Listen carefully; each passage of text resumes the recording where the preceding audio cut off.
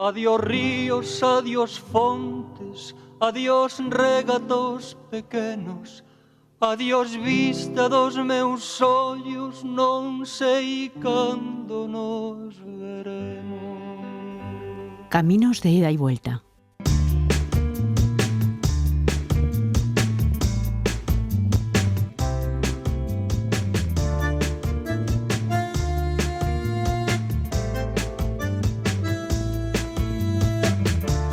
En Caminos de ida y vuelta vamos a tratar un tema que desde luego está muy entroncado con el espíritu del mismo programa, porque los puertos han sido y son un ejemplo de cultura de cambio, de economía, de pueblos. Pues bien, 33 investigadores que representan a 19 universidades europeas, africanas y americanas han constituido un grupo de investigación internacional para estudiar la gobernanza de los puertos atlánticos durante los siglos XIV al siglo XXI, ahora mismo. Hoy tenemos a 3 de sus representantes. Podemos empezar por Ana María Rivera, es profesora de Historia Medieval en la UNED y coordinadora de la Red Virtual de Investigadores. Bienvenida. Bienvenida, gracias. Amelia Polonia, de la Universidad de Porto y coordinadora científica de este proyecto. Hola, bienvenida. Hola. Y Guy Chopin, profesor de Historia Moderna de la Universidad de Nantes. Bienvenido y muchas gracias por compartir estos minutos con nosotros. Muchas gracias. Antes de entrar en el tema, que desde luego yo creo que va a acercarnos a muchos aspectos que son desconocidos para el público, a mí me gustaría saber cómo surge este grupo de investigación. Bueno, este grupo de investigación se inició el año pasado en la Universidad de Oporto, onde foi convocada uma primeira reunião informal de alguns especialistas europeus em história portuária, franceses, espanhóis e portugueses, com a ideia de que hoje em dia, como em quase tudo, se trabalhamos isoladamente, não conseguimos os melhores resultados. E então, esta é uma temática tão transversal, de interesses tão plurais, que o interesse seria constituir um equipo que colectivamente pudera pensar sobre este tema. Oímos continuamente el concepto de redes, también en nuestra propia profesión, pero aplicado a la ciencia y a las distintas disciplinas, entiendo que se trata pues, de sumar individualidades precisamente para conseguir sinergias y hacer un trabajo muchísimo más completo. Sí, el concepto de red en abstracto establece ligaciones entre pontos visando un objetivo común. Yo creo que se aplica claramente a esta red de investigaciones. Todos almejamos un objetivo común. Lo importante era establecer las conexiones entre los elementos. Y, profesora Rivera, ¿cómo se consigue? Estamos en una ciudad, estamos intentando ya que este proyecto se aúne, se consiga, se forme, pero ¿cómo se suman 19 universidades europeas, africanas y americanas? Es decir, estamos hablando de distintos continentes. Es difícil ponerse en común a pesar de todos los medios de comunicación. Sí, en parte ha sido difícil, es muy trabajoso, sobre todo muy trabajoso, pero hemos contado con el apoyo de la comunidad de UNED en general y hemos podido montar una red virtual, esto es crear una comunidad para una comunicación interna entre los investigadores y una web para difundir todos nuestros trabajos. A partir de ahí nos mantenemos comunicados por correo electrónico, por conferencias y decidimos realizar una reunión anual con objetivos determinados para reunirnos y debatir sobre determinados temas.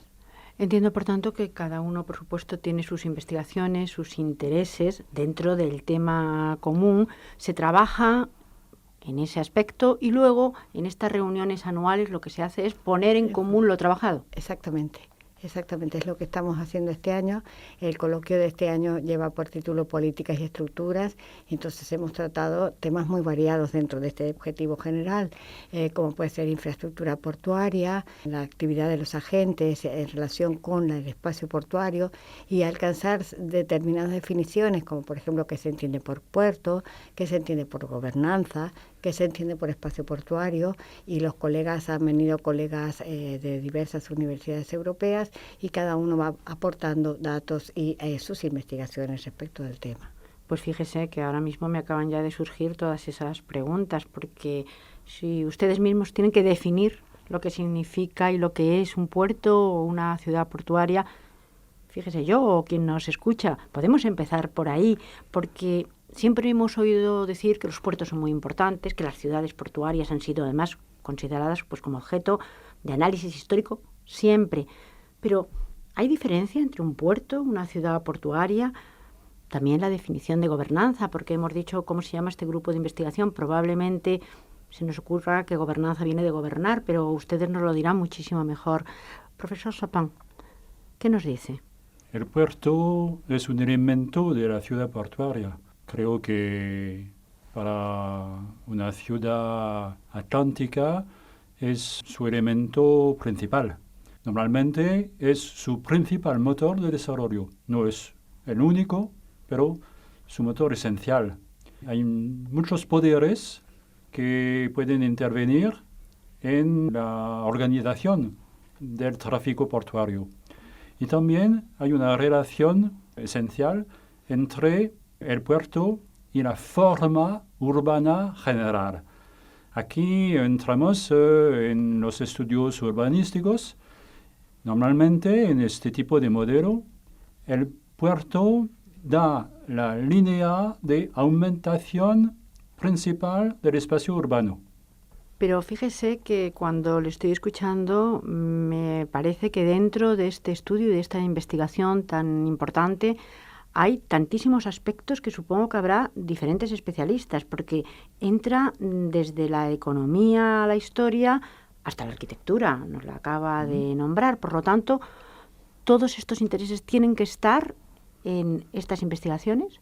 Sí, claro, porque se necesita un estudio técnico para hablar de una manera segura de las construcciones portuarias. Se necesita aportación de las especialidades de la construcción de muelles, la aportación de las máquinas o no, la utilización de la fuerza humana o animal, todo este tipo de cuestión.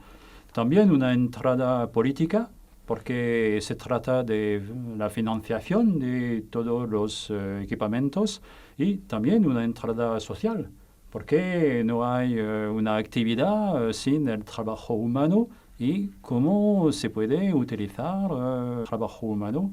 Por lo tanto, tantísimos aspectos a tratar, no sé, a lo que nos dará tiempo, pero lo intentaremos hacer, si no todo, casi todo. Porque hay otra cosa que también me llamó mucho la atención, y es la idea de globalización. Me he dado cuenta al mirar un poco el tema que esta idea que tenemos ahora mismo de que es una palabra inventada ayer por la tarde, la globalización, pues no es así. Ya en la Edad Moderna y desde el año 1400 y desde luego hasta el 1800, esta idea de globalización existía y este intercambio de cosas, de ideas, de bienes, estaba ahí. Bueno, lo que llamamos globalizar.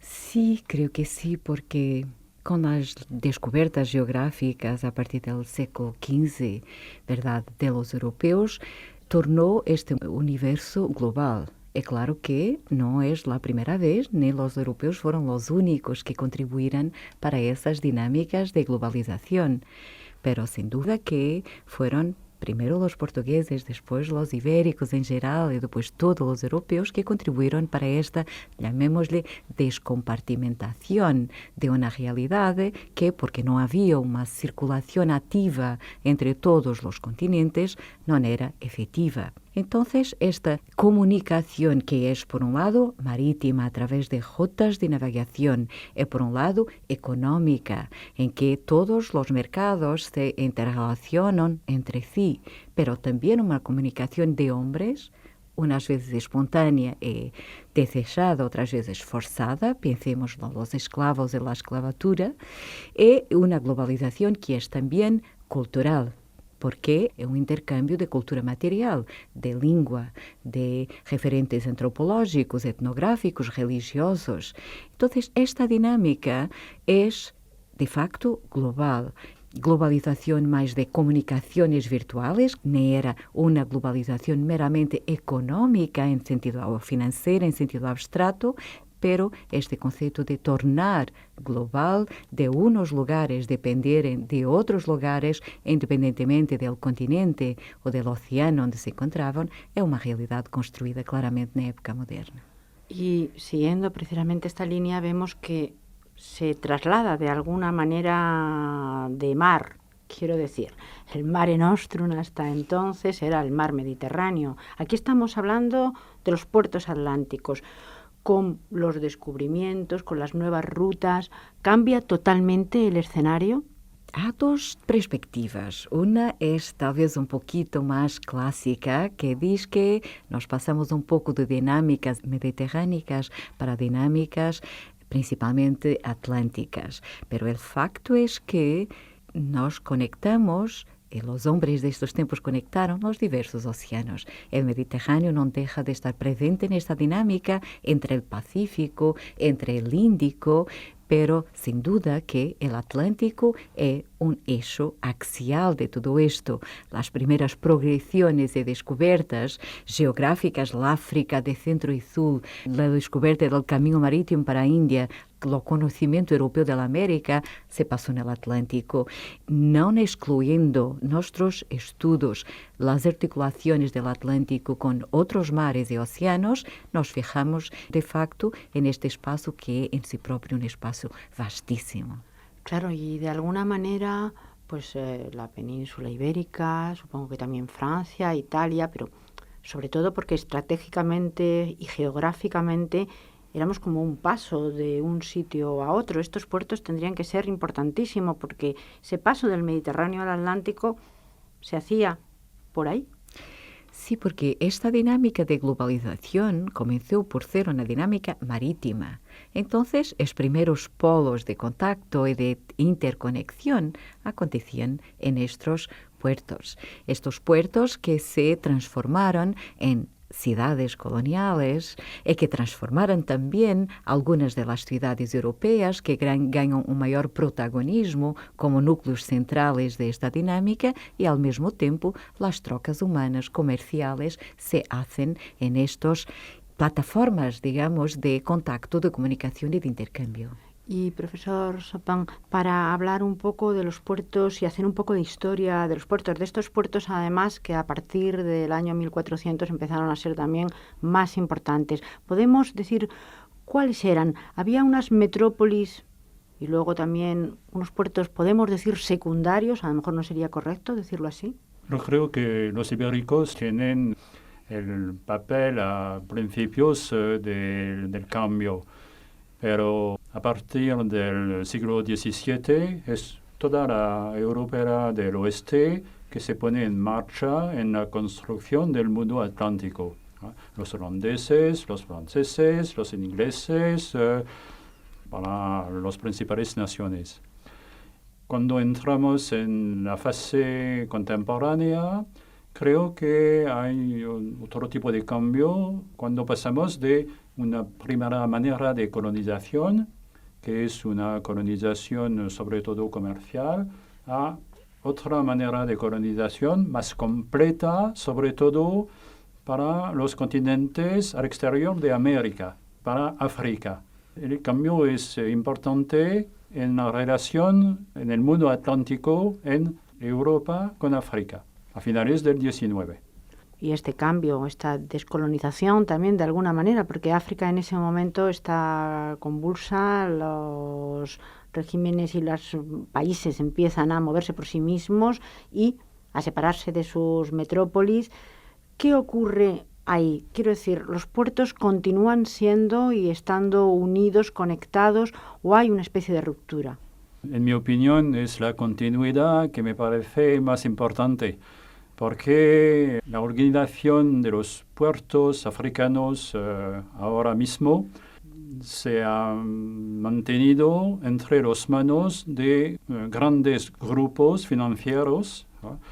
Tenemos un ejemplo muy concreto en el puerto de Abidjan. Hay una necesidad de renovación. Es un gran grupo francés que se ha mantenido como el principal organizador de la renovación de este puerto, ahora mismo. Es decir, que grandes grupos financieros siguen explotando puertos, sobre todo en África.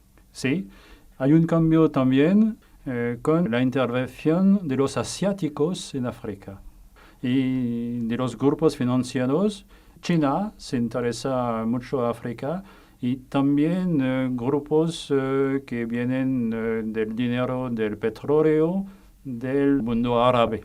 ¿Qué cambio entonces, es decir, de la hegemonía de grupos, primero directamente con la política, pero después grupos financieros europeos, ahora ha cambiado a grupos chinos principalmente y grupos árabes? Es decir, ¿quién tiene el dinero?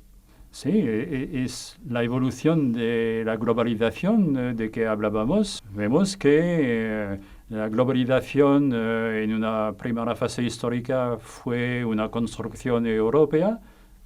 Ahora, a principios del siglo XXI, vemos que hay otros actores que vienen como China o India, o son los europeos. Deben compartir, ¿no?, su papel en el proceso de la globalización. Claro, hay que compartirlo, lo que pasa es que compartir siempre es difícil. Volviendo un poco hacia atrás y centrándonos en esos puertos importantes que quizás son desconocidos para los que nos escuchan, históricamente han cambiado mucho la importancia de los puertos, es decir, los puertos de la edad moderna, la importancia de esos puertos son ahora otros, igual que pasa con los agentes económicos. ¿Ha cambiado eso, profesora Rivera? Sí, todo depende de la funcionalidad, es decir, cada momento histórico representa para el puerto y para una ciudad portuaria una determinada función. Es decir, básicamente la función siempre es el intercambio o el tráfico comercial, pero también en algunos momentos estas ciudades pueden tener mayor o menor protagonismo dependiendo en qué escenario se muevan. Por ejemplo, si tomamos el caso de las ciudades del norte español, no van a integrarse definitivamente y legalmente al comercio con América hasta el siglo XVIII, es decir, porque había un sistema de protección comercial y todo salía primero por Sevilla y luego por Cádiz, ¿no? Sin embargo, existen rutas del comercio ilegal o alegal, zonas, puertos, ciudades portuarias que sin tener las regulaciones que autoricen salidas a determinados puertos de India, comercian con India, como también lo hacen otras potencias, ¿no? Es decir, dependiendo del momento, de la situación económica y de dónde esté el eje del fenómeno de la actividad económica, será la función de ese puerto. Aquí además ya ni siquiera hablamos de países, estamos hablando de ciudades. Por ejemplo, por lo que nos está diciendo, Sevilla era importante porque tenía la patente, digamos, para poder hacer este comercio. Puertos, por ejemplo, como el de Bilbao, no se incorporaron hasta mucho más tarde. Bilbao se incorporó en el siglo XIX oficialmente, aunque ya desde el siglo XVIII participa con ciertas autorizaciones como son la construcción de las embarcaciones de los buques correos para enviar precisamente la correspondencia a América. Sin embargo, también Bilbao sigue teniendo un papel importante porque está en relación con los mercados del norte. Esto es una ruta de bajura, digamos, una ruta de puerto a puerto, porque se va cargando y descargando, y en la medida en que lo que lleves o lo que traigas tenga importancia, la importancia del puerto también será mayor. ¿Tienen características comunes los puertos? Hay, supongo, características que los unen y otros que los diferencian. Es decir, un puerto es un puerto, pero por lo que estoy viendo, no todos los puertos son iguales, ni tienen las mismas características, ni siquiera hacen lo mismo. Hay una diferencia entre los puertos del litoral, directamente en el mar, y los puertos de fondo de estuario, que era una situación esencial en la época moderna de los siglos XVI y XVIII. Ahora los puertos esenciales son puertos de mar. Vemos que son construcciones que se instalan buscando una profundidad de agua al interior del mar. Se ve muy bien en el caso del puerto de Bilbao, ¿no? Ahora el puerto de Bilbao está en el mar. Es una manera, y ahora mismo lo que se hace entonces es abrir el puerto lo más posible al mar, en vez de ser puertos mucho más cerrados, como podían ser antes. Los puertos cerrados, esos puertos de estuario, podemos poner algún ejemplo, nombres, puertos importantes en un sentido y en otro y la evolución que han podido tener para que podamos visualizarlo mejor. Existen evoluciones y soluciones de continuidad. Si tomamos ejemplos franceses, el primer puerto de Francia en el siglo XVIII era Burdeos. Ahora no. Su función se ha reducido muchísimo. El caso de Marseille fue una evolución en el siglo XVIII porque antes era un puerto limitado al Mediterráneo y se amplió mucho su actividad en el XVIII. Ahora es un puerto mundial francés que se interesa en todas las zonas. También un cambio en Inglaterra. El puerto tradicional del mundo atlántico era el puerto de Bristol. En el siglo XVIII, el puerto de Bristol ha luchado para mantenerse, pero fue el puerto de Liverpool que se puso como el puerto esencial. Y ahora se mantiene con adaptaciones necesarias, pero se mantiene como un gran puerto atlántico para los ingleses. Y en el caso, por ejemplo, de Portugal, sus puertos y sus colonias en África y también en América, que además, bueno, Portugal es un ejemplo claro de metrópoli con colonias en distintos continentes. Además, aunque esas colonias ya no lo sean, cómo ha sido la evolución de la metrópoli con las colonias y ahora mismo, pues en ese comercio, digamos, de sus puertos con distintos continentes que de alguna manera hasta hace relativamente poco han estado tan unidos. Bueno, esto es una área de estudio que es precisamente una prioridad de este grupo de investigaciones. Es por eso que integramos investigadores también africanos, brasileños y de América del Sur, porque yo diría que sabemos poco acerca de estas relaciones. Por ejemplo, sabemos poco hasta qué punto se investiu de facto en el inicio de la colonización en la construcción portuaria. Los datos que tenemos y que ayer discutíamos en relación, por ejemplo, al Brasil, es que hasta el 19 son muy pocas las intervenciones técnicas en recintos portuarios. Otra cuestión es hasta qué punto se elevan modelos europeos para estos espacios coloniales, hasta qué punto los europeos utilizaban de una forma minimalista, digamos, los recursos portuarios hasta que responden a las necesidades de una economía colonial sin grandes complejidades de intervención. Es claro que lo que tenemos también que discutir, y lo discutimos ayer mismo, es o que acontece a cuando de procesos de descolonización y cuando los países asumen su autonomía política con sus propios objetivos, con economía en construcción, y lo que vemos es que es lenta la transformación portuaria, porque falamos de estructuras complexas en que hay muchos elementos que interfieren. Los poderes, las políticas, la tecnología, la economía, los agentes económicos. Entonces, son procesos de transformación un poco en la longa duración. Interesante también, esto se aplica a los puertos portugueses en la época moderna, que esperaríamos que con el proceso de expansión marítima tuviesen muchas transformaciones. La verdad no, fueron pequeñas, limitadas, y hasta la segunda mitad del 18 y mismo del 19, las intervenciones de naturaleza tecnológica. Entonces, tal vez tengamos que destacar un poco esta idea de progreso de grandes investimentos tecnológicos. Ha sido más un proceso de adaptación. Verdaderamente el tiempo se ha ido volando, nos quedan todavía muchísimos puertos que visitar y yo lo que espero es que podamos visitarlos en otro momento con su ayuda, porque hay mucho tema todavía, pero lamentablemente se acaba nuestro tiempo. Muchísimas gracias a los tres por habernos enseñado y compartido pues todos estos minutos con nosotros. Gracias. Gracias a usted. Caminos de ida y vuelta, un programa de la UNED con la colaboración del Centro de Migraciones y Exilios, el CEME, para Radio Exterior de España.